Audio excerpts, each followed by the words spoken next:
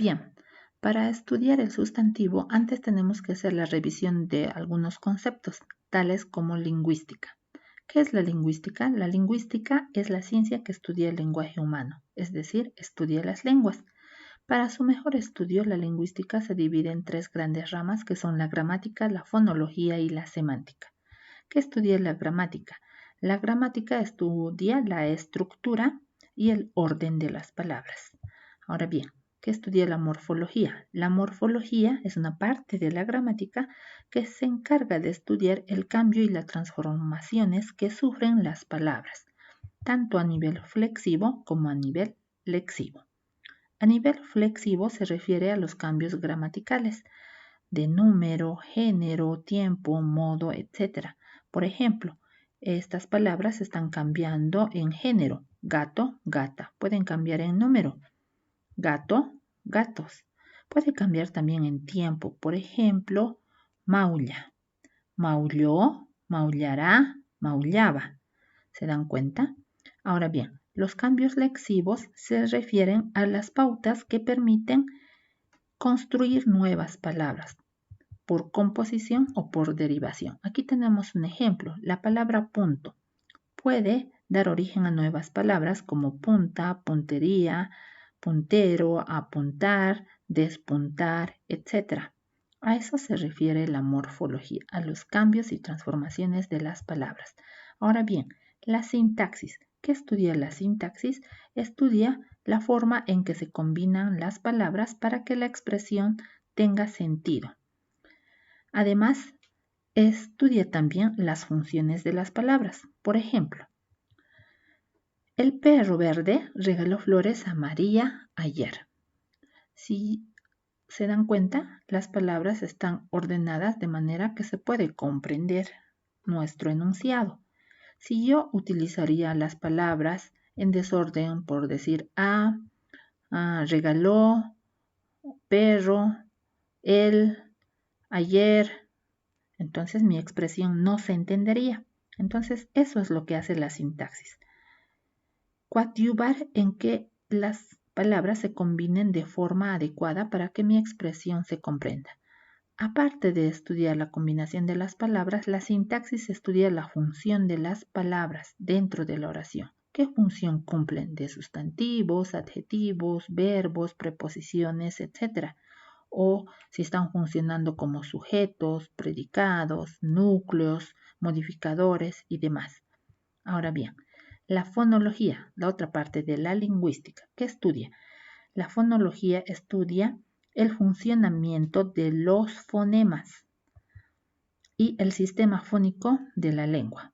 Ahora, ¿qué es un fonema? Un fonema es la unidad mínima de expresión. Por ejemplo, B, F, D, G, C, S, etc. Esos son los fonemas. Y por último, la semántica. La semántica se encarga de estudiar el significado de las palabras. El significado tanto denotativo como connotativo. ¿A qué se refiere el significado denotativo? El significado denotativo es aquel que se encuentra en el diccionario, como por ejemplo el significado de piña sabemos que es fruta. Sin embargo, hay un significado también contextual para esa misma palabra, y es que en Argentina, por ejemplo, piña se refiere a una pelea. Bien, teniendo claro estos conceptos, ahora sí podemos pasar al estudio de lo que es el sustantivo. Y para entender mejor, vamos a definir al sustantivo desde 3 puntos de vista, que son el morfológico, sintáctico y semántico. Ya sabemos que estudian cada una de estas ramas. Bien, entonces diremos, el sustantivo, desde el punto de vista morfológico, es una categoría gramatical variable. ¿Por qué? Porque varía en género y varía en número. Por ejemplo, niña, niño, el género femenino y el género masculino. Puedo decir mujer, varón. Varía en género y en número. En número varía de singular al plural o viceversa. Por ejemplo, si me refiero a un solo objeto, diré silla. Si me refiero a varios, diré sillas en plural. Ahora bien, Tomando en cuenta el criterio sintáctico, es decir, qué función cumple un sustantivo dentro de una oración, diremos que el sustantivo es el núcleo del sujeto, o lo que es lo mismo, sintagma nominal. Analicemos la primera oración. La niña estudia. Sujeto de esa oración, la niña, o lo que es lo mismo, sintagma nominal de esa oración, la niña. ¿Cuál es el núcleo? Niña, que es un sustantivo. Siguiente oración. La manzana es verde.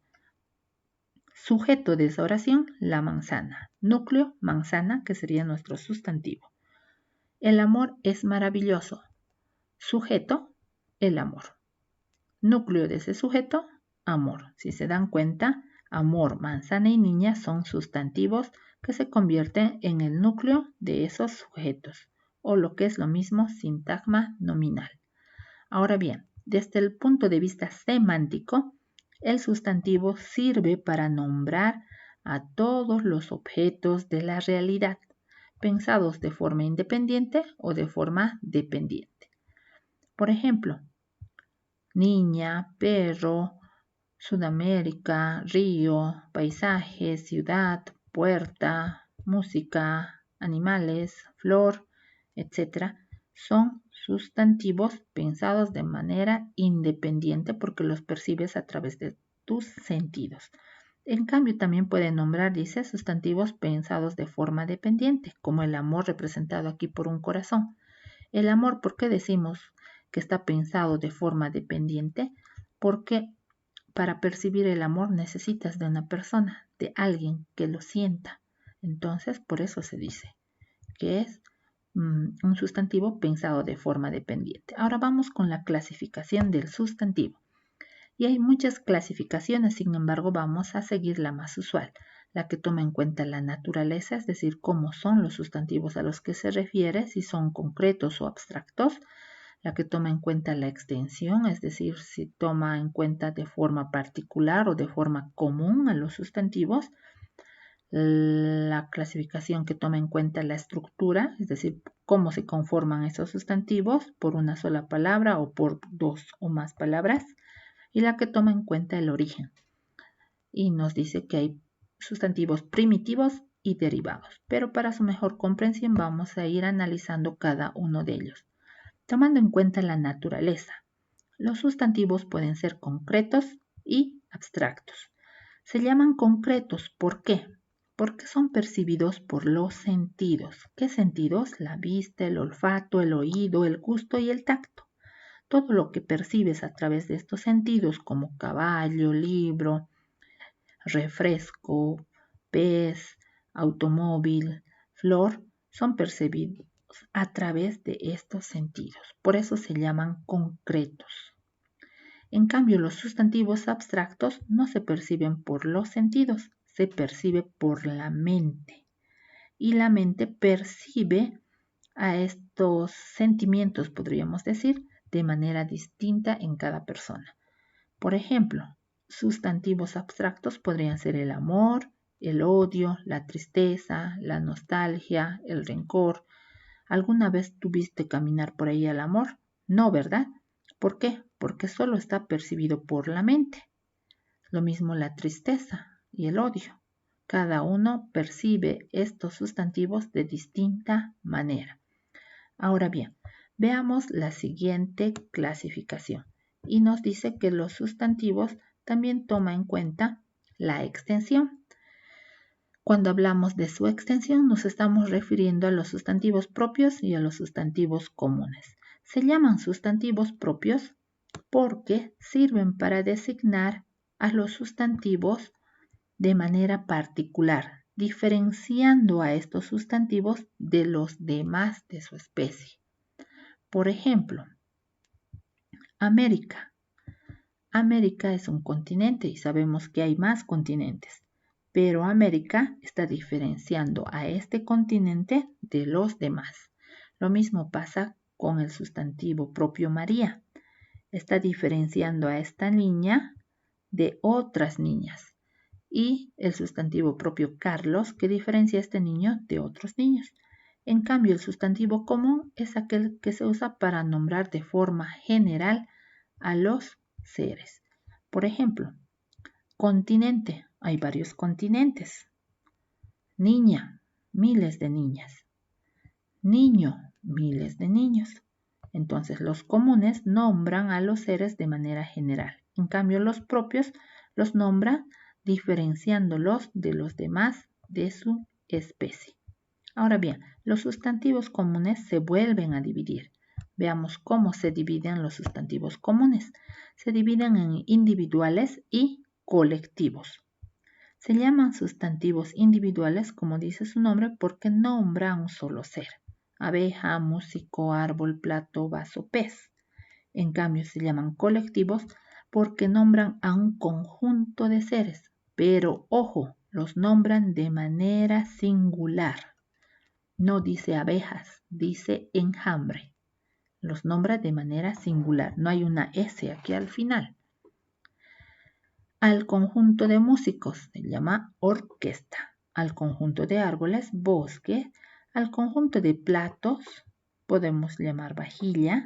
Al conjunto de vasos de cristal, cristalería. Y al conjunto de peces, cardumen. Si se dan cuenta, los colectivos nombran a un conjunto de seres, pero de forma singular. Eso hay que tenerlo bien claro. Ahora vamos. Tomando en cuenta el origen, los sustantivos pueden ser primitivos y derivados. ¿Por qué se llaman sustantivos primitivos? Porque son palabras que no han derivado de ningún otro sustantivo.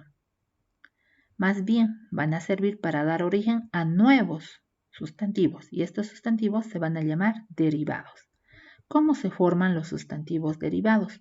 Los sustantivos derivados se forman de un sustantivo al cual se le debe añadir un sufijo. ¿Y qué es un sufijo? Esto que tenemos de color distinto es una partícula de palabra que ya tiene una carga semántica, es decir, ya tiene inmerso un significado. En este caso, expresa pequeñez, nuestro sustantivo se va a llamar sustantivo diminutivo. Cuando exprese grandeza o golpe, se va a llamar sustantivo aumentativo. Ejemplo, libro, librote. Podría ser palo, palazo. Nuestro sustantivo se va a llamar despectivo cuando exprese desprecio, asco, burla, etc. Como por ejemplo, sopa, digo casa, casucha. Caldo, calducho, desprecio, ¿verdad? Y existen también los sustantivos patronímicos. ¿A qué se llaman sustantivos patronímicos?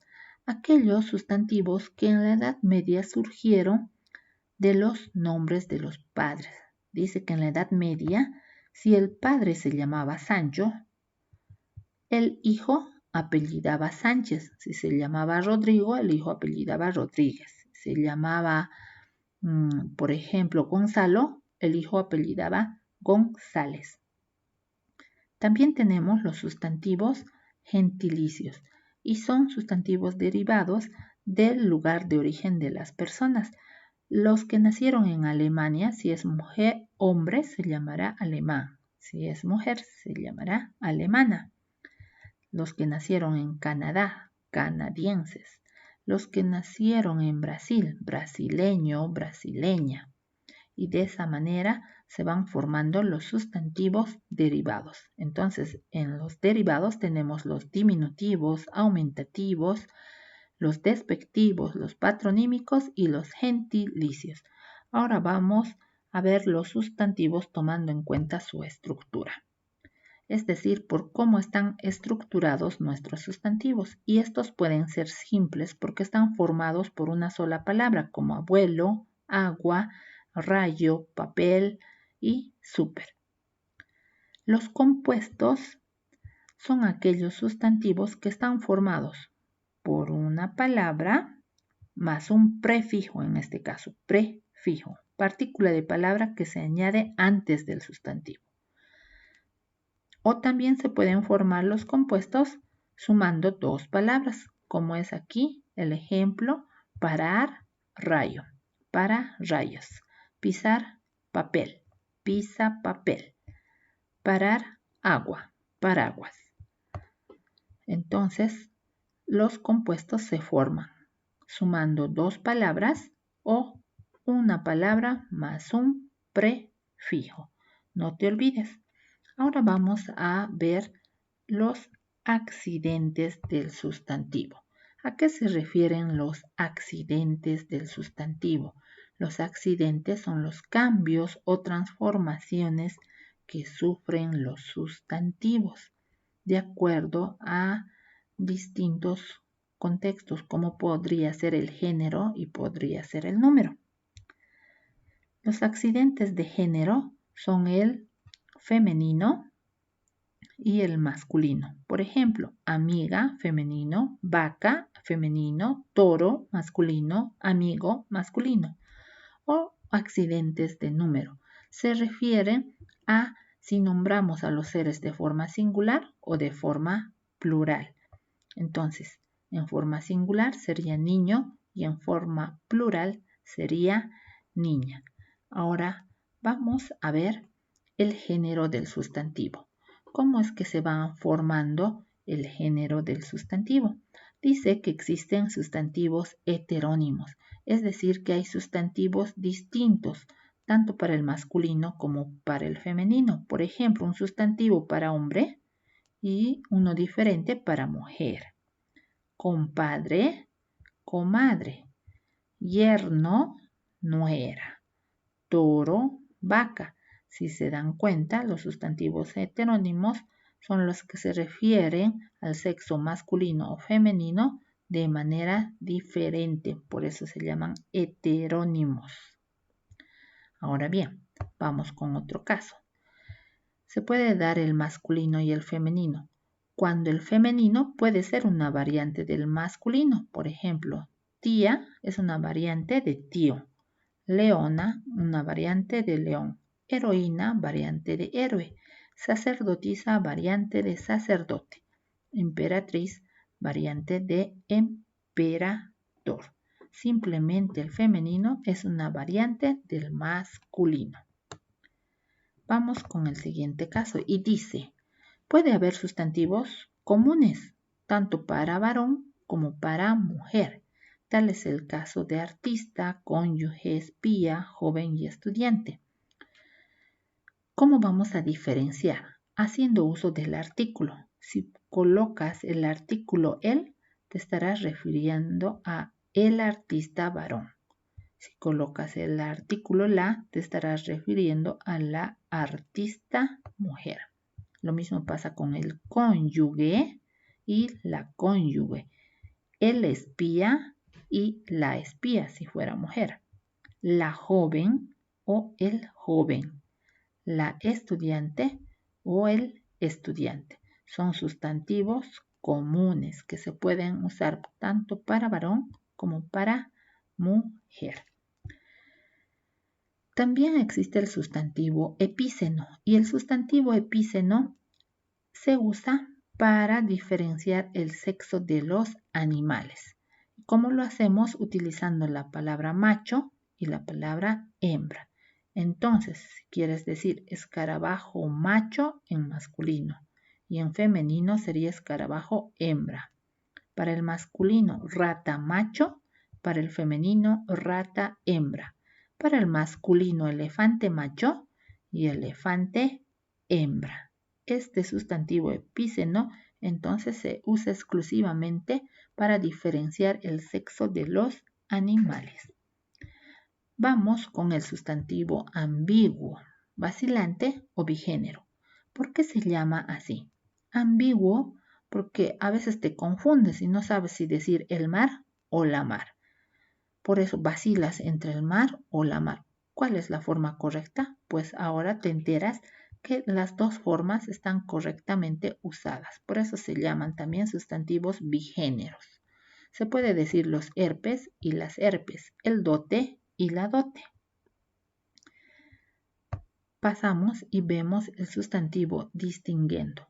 ¿Para qué nos sirve este sustantivo? Dice que cuando cambia de género, también cambia de significado. Por ejemplo, cuando dices el capital, te estás refiriendo a dinero. En cambio, cuando dices la capital, te estás refiriendo a la ciudad más importante de un país. La capital de Bolivia es Sucre. Sucre se encuentra en Chuquisaca. Entonces, la capital se refiere a la ciudad más importante de un país. Y si dices el capital, se está refiriendo a dinero. Por eso se llama distinguiendo, porque si le cambias el artículo, cambia de significado. Ahora nos vamos a referir al número del sustantivo. Y el número del sustantivo sirve para indicar si el sustantivo se refiere a un solo ser u objeto o a varios. Tenemos el número en singular y en plural. Por eso decimos el reloj, los relojes, la mano, las manos, la cara, las caras. Ahora, ¿cómo formamos el plural de los sustantivos? Se puede añadir una S cuando el sustantivo termina en vocal átona o tónica. Ejemplo, microbio. Termina en vocal átona, su plural, microbios, solamente le añades una S. Tribu, tribus. O cuando termina en vocal tónica, también le puedes añadir una S. Sofá, sofás, comité, comités. La otra forma de formar un plural de un sustantivo es añadiendo la sílaba es cuando termina en i o en u atildada o tónica. Como por ejemplo, rubí, rubíes, tabú, tabúes, bisturí, bisturíes. Cuando termine en i o u atildada o tónica, le añades una es.